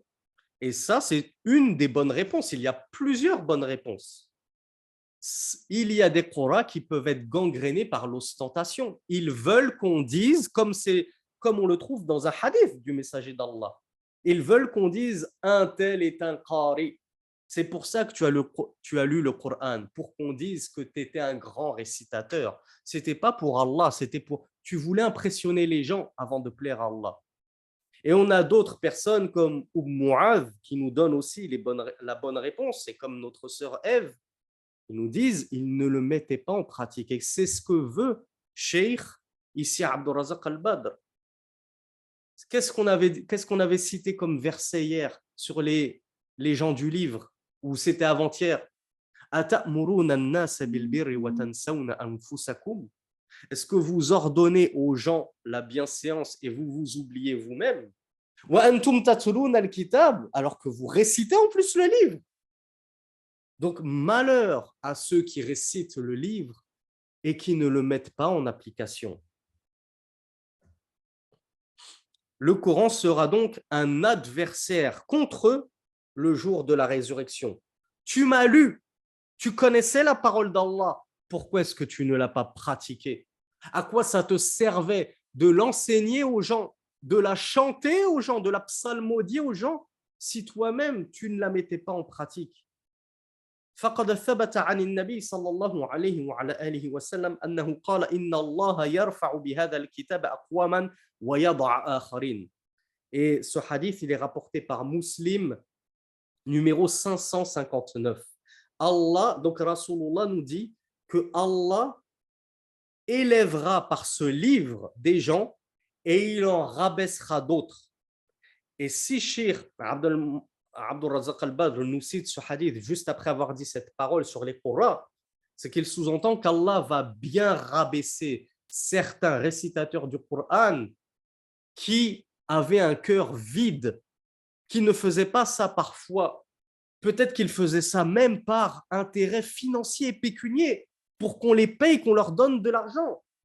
Savez-vous, je ne vais pas vous balancer comment on dit, les backstage, les coulisses de la da'wa et des mosquées, parce que vous ne voudriez plus fréquenter les mosquées. Je n'ai pas envie de vous détourner des mosquées, quand bien même c'est des mosquées en Dal Koufr. C'est toujours mieux de fréquenter des mosquées en Dal Koufr que de rien fréquenter du tout. Mais il y a certains grands récitateurs du Coran que certaines mosquées vont jusqu'à payer 15 000 euros pour qu'ils viennent nous lire notre tarawih, qu'ils viennent nous lire notre petite khatma pendant le tarawih. Et vous ne le savez pas. Vous donnez à la mosquée, fi sabilillah, à la sortie du Jumu'ah, c'est pour la mosquée, c'est fi sabilillah. Mais tu ne sais pas que cet argent, on l'épargne, on l'épargne, on l'épargne. Et après, on dépense tout cet argent durement gagné pour le donner à un qari, alors que tu as un frère juste à côté de la mosquée qui est hafizul Qur'an. Mais non, lui, il est marocain et nous, on est une mosquée d'Algériens. Non, lui, il est algérien et nous, on est une mosquée de Marocains. Non, lui, c'est un Africain. Les Africains, ils n'ont pas à diriger les Arabes en prière. Non, lui, c'est un converti. Jamais on le laissera diriger le tarawih. Toujours des intérêts, des histoires pas possibles dans les mosquées. Et on préfère aller payer 15 000 euros un soi-disant cheikh égyptien, parce qu'il a une belle lecture, plutôt que ce frère qui est prêt à vous le faire fils sabilillah le tarawih. Il ne demande pas un sou, juste un petit verre d'eau entre toutes les deux rak'ahs, si ça ne vous dérange pas trop. Donc, je n'en dis pas plus pour ne pas vous dégoûter du milieu des mosquées. Il y a une parole d'Al-Hassan al-Basri qui est époustouflante. Il nous dit, en expliquant le sens de la méditation du Coran, « Amma wallahi ma huwa bihifzi hurufihi wa ida'ati hududihi. حتى إن أحدهم لا يقول لقد قرأت القرآن كله فما أسقطت منه حرفا وقد والله أسقطه كله ما يرى له القرآن في خلق ولا عمل حتى إن أحدهم لا يقول إني لأقرأ السورة في نفس والله ما هؤلاء بالقراء ولا العلماء ولا الحكماء ولا الورع متى كانت القراء مثل هذا لا كثر الله في الناس مثل هؤلاء.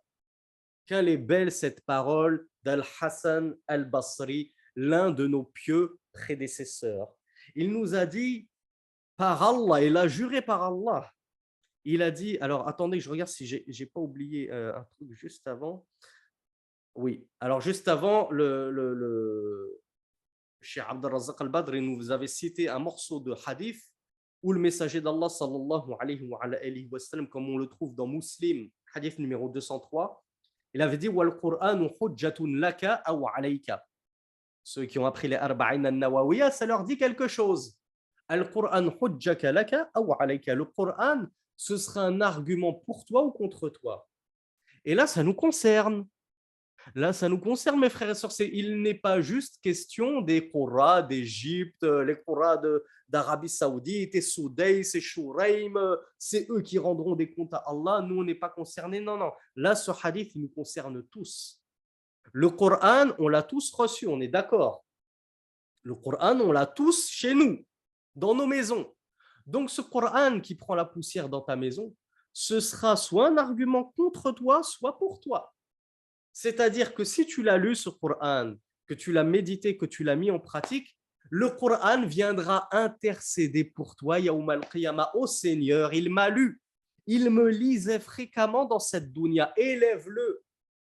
Comme dans ce hadith où le messager d'Allah nous apprend que ta place au paradis, tu monteras en degré au paradis aussi longtemps que tu liras le Qur'an. et ta place sera au niveau du dernier verset que tu auras lu. Donc le Coran témoignera en ta faveur. Mais si il prenait la poussière et que tu ne le lisais pas, que tu n'apprenais pas ce qu'Allah avait à te dire dans le Coran et que tu ne le mettais par conséquent pas en pratique, ce serait un argument pour toi. Allah pourra te demander, Yawm al-Qiyamah, ne t'ai-je pas révélé le Coran? Ne l'ai-je pas fait descendre? N'était-il pas chez toi?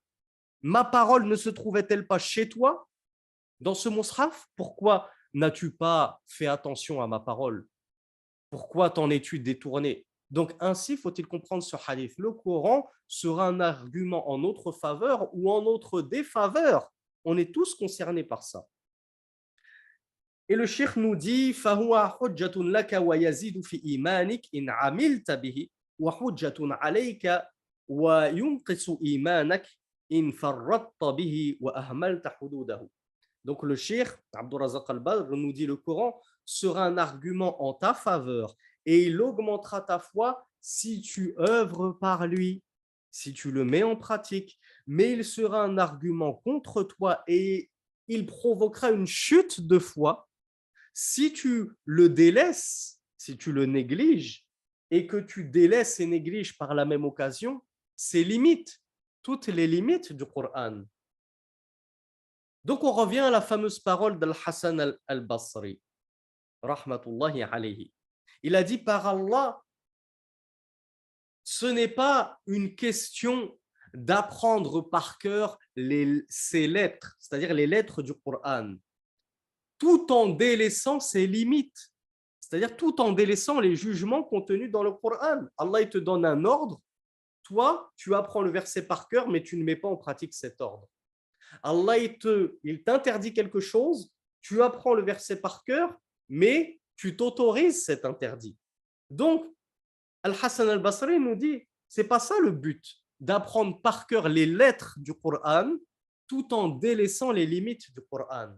Jusqu'à ce que l'un d'entre eux aille jusqu'à dire, j'ai lu tout le Coran, je n'en ai pas délaissé une seule lettre. Et par Allah, en réalité, une telle personne a délaissé tout le Coran. Parce qu'on ne voit pas le Coran dans son comportement. On ne voit pas le Coran dans ses œuvres, dans sa vie, dans ses actes, dans sa vie de tous les jours. Donc cette personne qui se vante d'avoir lu tout le Coran en entier sans avoir omis une seule lettre, l'imam Al-Hassan al-Basri nous dit en réalité cette personne n'a rien lu du Coran. Parce que le Coran ne transparaît pas dans sa conduite, dans son comportement, dans ses œuvres. Jusqu'à ce que l'un d'entre eux dise « J'ai lu une sourate en une seule respiration ». Et peut-être que ceux qui regardent un petit peu la parabole et la télé et certaines chaînes égyptiennes, je ne sais pas si ça se trouve dans d'autres pays que l'Égypte, mais moi, malheureusement, je l'ai vu fréquemment en Égypte. Il y a des concours entre qurra, entre récitateurs, de qui lira le plus de versets en un seul souffle, en une seule respiration. Alors tu vois que le cheikh, entre deux versets du Coran, il passe presque une minute. Et moi, la première fois que j'ai assisté à ça, c'était les premiers mois en Égypte. J'ai été confronté à ça de manière très brutale dès le début. Le cheikh, il était assis sur sa chaire comme ça, et après avoir lu un verset, il se dandinait comme ça pendant une minute. Et je me demandais ce qu'il avait envie d'aller aux toilettes ou quoi. Mais vraiment, naïvement, je pensais qu'il avait mal au ventre. Et une minute après, il passe au second verset, et il refait ça, il s'arrête, il prend bien sa respiration, et puis il va te lire 3, 4, 5, 6, 7, 8 versets comme ça d'un coup, c'est-à-dire sans reprendre sa respiration, en un seul souffle. Eh bien, c'est ça que condamne Al-Hassan al-Basri. À quoi ça sert de fanfaronner en montrant aux gens que tu es capable de lire toute une page du Coran en une seule respiration, en un seul souffle, sans prendre ta respiration, si cette page-là, tu ne la mets pas en pratique, si tu ne la médites même pas. Et on va le voir, le takallouf, l'exagération dans la lecture du Coran, jusqu'à ce que certains Qur'an, je sais que ça ne va pas plaire à certains parce que c'est peut-être le qari, le récitateur préféré d'un grand nombre d'entre vous, mais on en a qui font leur rousle en lisant le Coran, ils se frottent le visage comme ça. Qu'est-ce que c'est Samalek? Qu'est-ce que c'est que ces simagrées? C'est quoi ce cinéma quand tu lis le Coran? On est là pour méditer, se recueillir. On est là pour faire des concours de qui va le plus jouer dans les trémolos de la voix. C'est insupportable. Donc, Al-Hassan al-Basri nous dit, il y en a qui se vantent de lire toute une sourate en un seul souffle. Sourate al-Bayyina, vous allez voir, je vais vous la lire d'une traite sans m'arrêter, sans prendre ma respiration. Il nous dit, Wallah, il jure par Allah, c'est pas moi qui jure, c'est lui qui jure par Allah. Ma ha'ula'i biqurra.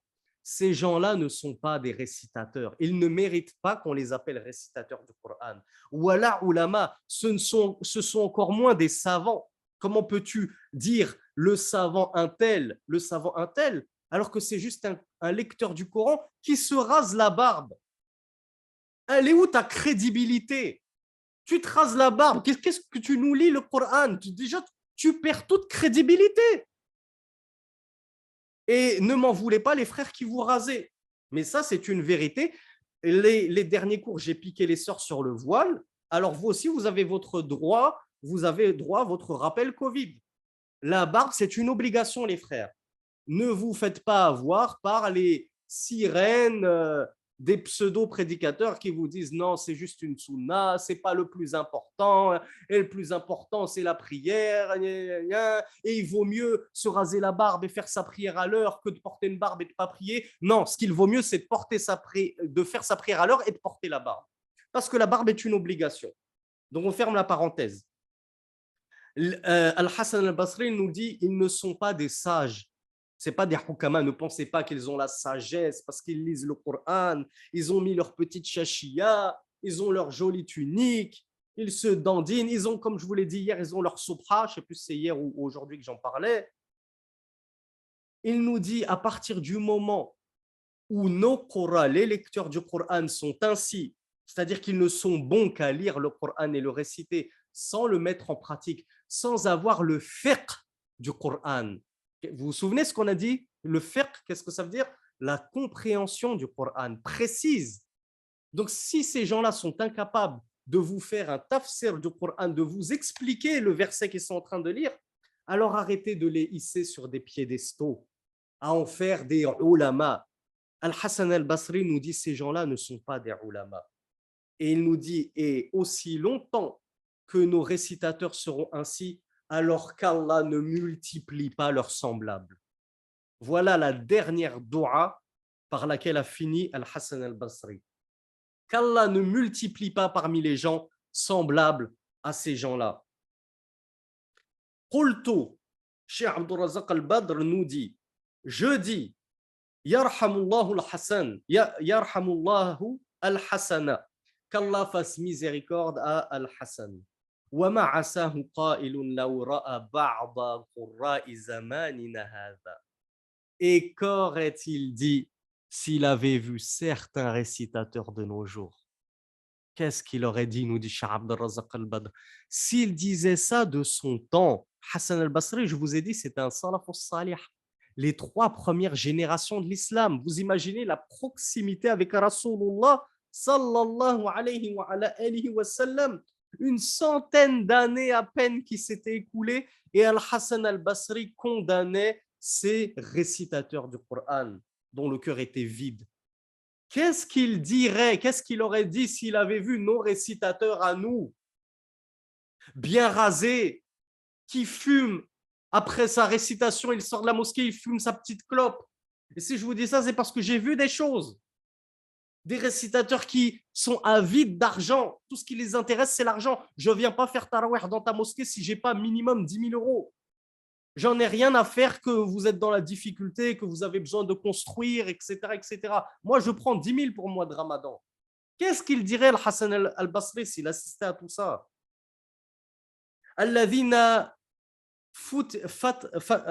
الذين فتنوا بالألحان وإقامة الحروف وتزويقها مع إهمال الحدود وتضييعها بل وانصرفت أسماع الناس معهم عند سماع القرآن إلى إقامة الحروف. Cheikh Abdul Razak al-Badr, il nous dit ces Qur'an, ces récitateurs qui sont complètement devenus maftoun, complètement fanatisés et éprouvés par l'amour des alhan. C'est quoi les alhan? Est-ce que vous savez ce que c'est que al-alhan dans la lecture du Coran?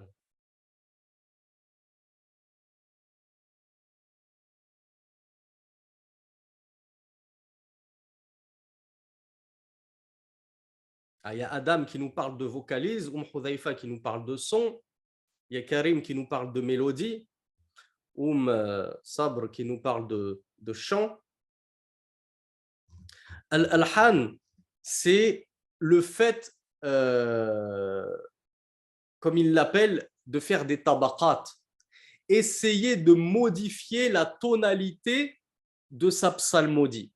Je vais lire selon une certaine tonalité, plus ou moins aiguë, et puis après, je vais lire avec une autre tonalité un peu plus grave, et ainsi de suite. Et donc, je vais ajouter également des trémolos. Vous savez ce que c'est que les trémolos dans la voix? C'est le fait de ces petites répétitions, ces petits sauts comme ça dans la voix. Eh bien, combien de Qur'an ne lisent pas comme ça? Et sachez que ceci n'est pas une lecture correcte. Et certes, le messager d'Allah ne lisait pas comme ça, avec des trémolos dans la voix pour essayer de provoquer des émotions. Le Coran en lui-même provoque des émotions. C'est la parole d'Allah. On n'a pas besoin que tu en fasses des caisses et que tu en rajoutes. Quand on est sincère, on est déjà touché. N'est-ce pas vrai, mes frères et sœurs? Confirmez-moi que ça vous est déjà arrivé d'entendre une récitation simple de Shuraim, de Al-Hudhaifi, de Al-Hussari et d'être touché. Pourtant, ils n'en font pas des caisses, ils ne forcent pas les traits, n'essayent pas de jouer avec le Coran, mais ça nous touche. La récitation est belle, je me laisse porter. Donc, Cheikh Abdul Razak nous condamne à juste titre tout ça. Il nous dit qu'ils font tout ce cinéma avec leur trébolo dans la voix, alors qu'ils ne le méditent pas, le Coran.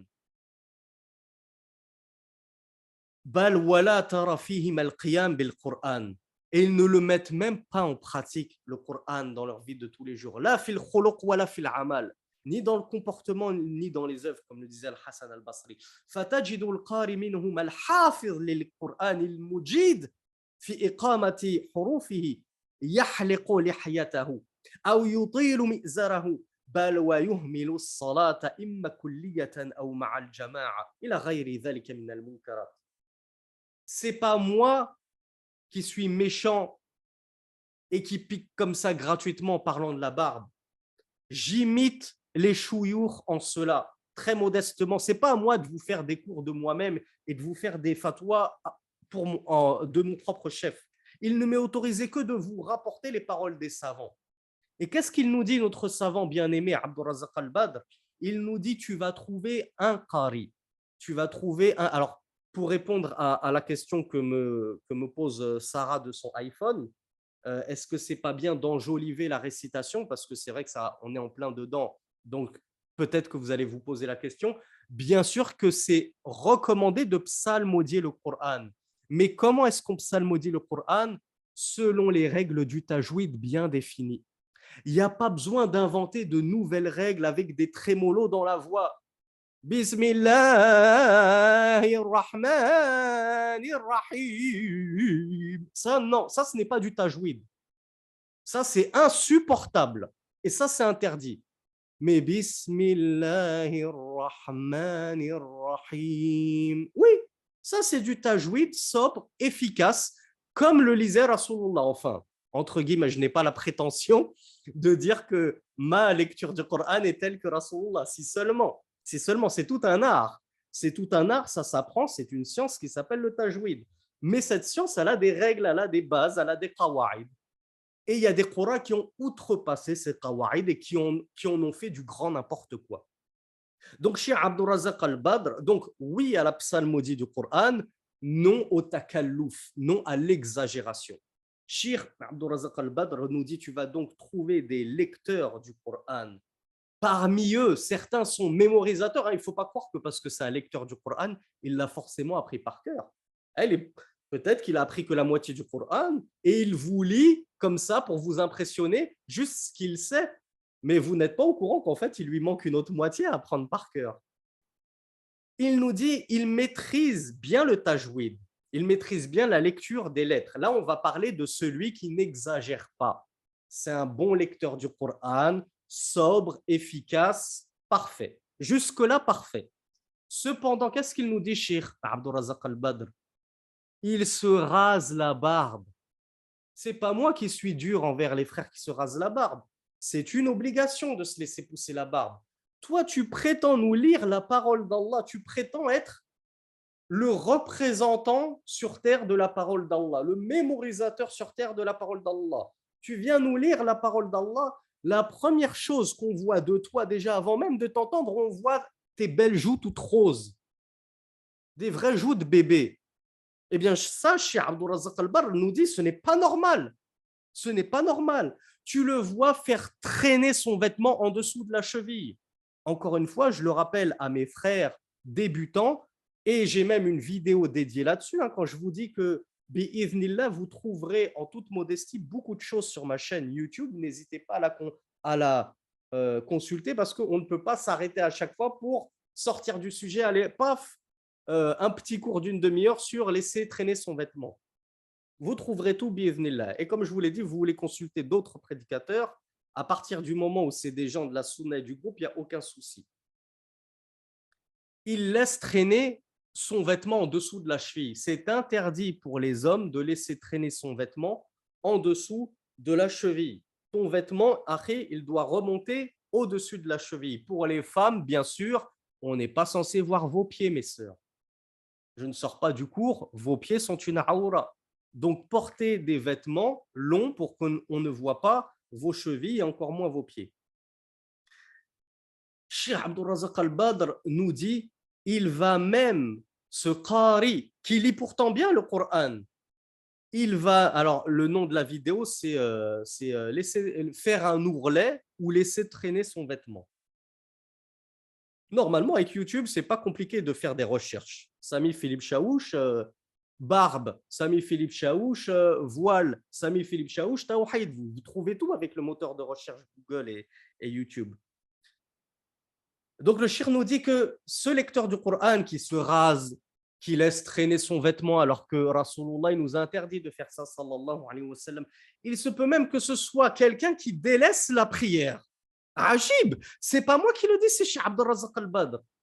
Ce lecteur qui nous impressionne et qui nous ébahit, il se peut même qu'il fasse partie des gens qui délaissent certaines prières, volontairement, il laisse passer le temps de la prière. Et Cheikh Abdurrazaq al-Badr, il nous dit, il se peut même que c'est quelqu'un qui ne prie même pas. Vous vous rendez compte? Et je pense que si Cheikh se permet de dire ça, c'est qu'il a dû avoir des échos. Il a dû recevoir des anecdotes. Quelqu'un qui délaisse la prière immakulliyatan, soit en entier, nous dit Cheikh, c'est vraiment incroyable qu'ensuite ils se permettent de venir nous lire du Coran. Wallahu al-musta'an, wallahi al-musta'an. Wallahu, pardon, al-musta'an. افتتح بآيات من القرآن الكريم حفلا غنائيا لمرأة فاجرة. Vous aimez bien les anecdotes? Préparez-vous pour l'anecdote de la soirée. Elle est particulièrement juteuse, cette anecdote. Cheikh Abdurrazaq al-Badr, il nous dit Allahu al-Musta'an. Il y a même eu un qari, un lecteur du Coran, qui a eu le culot de venir réciter des versets coraniques comme certains aiment bien le faire lors des baptêmes, des mariages. J'ai invité un imam pour qu'il récite un peu de Coran pour la bénédiction. Là, qu'est-ce qui s'est passé? Ils ont appelé un qari, un lecteur du Coran, pour qu'il vienne lire du Coran. Vous savez pourquoi? Pour une fête que donnait une chanteuse. Fajira, mutabarrija. Une chanteuse qui découvrait sa nudité devant les hommes, qui se met à chanter devant des hommes. Ils ont fait une fête pour cette chanteuse qui allait chanter par la suite et lui, il vient bénir la fête avec ses versets coraniques. si ça, ce n'est pas se moquer de la parole d'Allah. Oui, on peut appeler ça un concert. Lui, il a appelé ça hafla. Un concert, c'est une fête. Haflan rina iyan, une fête de la musique, la fête de la musique. Faites ça comme vous voulez. Il a donc lu, juste avant qu'elle se mette à chanter, des versets du Coran. Et Shir nous dit, comment peut-on souiller autant la parole d'Allah? La hawla wa la quwwata illa billah.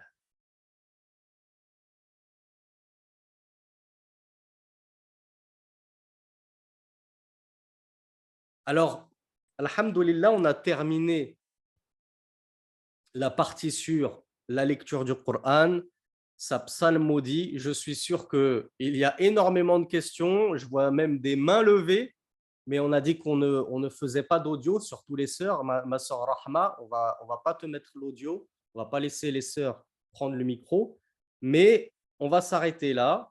Et on a encore dépassé de 45 minutes le cours. Et on va consacrer donc les 12 dernières minutes jusqu'à 23 heures aux questions-réponses, Inch'Allah. Et lundi prochain, il n'y a pas cours ce week-end, je vous le rappelle. Lundi prochain, parce que c'est un séminaire qui portera sur 2 semaines, on verra ce chapitre très important. Ne le manquez pas, ne vous dites pas c'est bon, on a une semaine de séminaire, ça nous suffit, on a bien compris. Ça va porter sur les noms d'Allah, la connaissance des noms d'Allah, c'est super important, et de ses attributs. Donc, soyez au rendez-vous la semaine prochaine, Inch'Allah. Je vous passe un grand salam pour ceux qui n'ont pas la force de rester jusqu'aux questions-réponses. Je vous dis à bientôt. Salam alaikum wa rahmatullahi wa barakatuh. Et j'écoute, ou plutôt je lis vos questions, Inch'Allah.